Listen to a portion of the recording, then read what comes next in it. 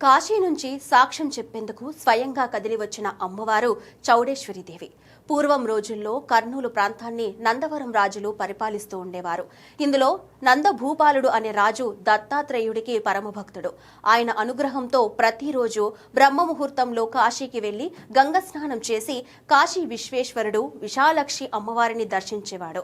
ఒకరోజు అనివార్య కారణాల వల్ల ఆ దివ్యశక్తి నిలిచిపోవడంతో రాజు కంగారు పడగా కాశీలో ఉన్న బ్రాహ్మణులు తమ తపోబలంతో రాజును తిరిగి నందవరం చేర్చారు. కాలగమనంలో కాశీలో కరువు సంభవించగా 500 మంది బ్రాహ్మణులు రాజును ఆశ్రయించి సహాయం కోరారు. రాజు ఆ బ్రాహ్మణుల గొప్పదనాన్ని అందరికీ తెలియజేయాలని భావించి, మీరు చేసిన ఉపకారానికి సాక్ష్యమెవరు అని అడిగాడు. అప్పుడు వారు చౌడేశ్వరి దేవిని సాక్షిగా పేర్కొన్నారు.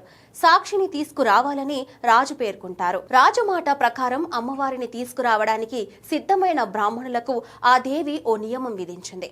ముందు బ్రాహ్మణులు నడుస్తూ ఉండగా తాను వెనుక వస్తానని, ఎవరు కూడా వెనక్కి తిరిగి చూడకూడదు అనే షరతు విధిస్తుంది. అమ్మవారి ఆజ్ఞ మేరకు ఎవరు వెనక్కి తిరిగి చూడకుండా ముందుకు కదులుతారు.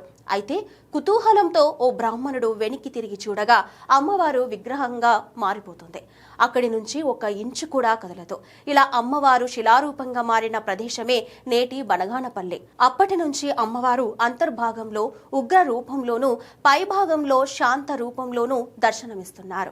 దైవానుగ్రహం పొందాలంటే భక్తితో పాటు నియమ పాలన, విశ్వాసం కూడా అంతే ముఖ్యమైనవని ఈ కథ మనకు తెలియజేస్తుంది.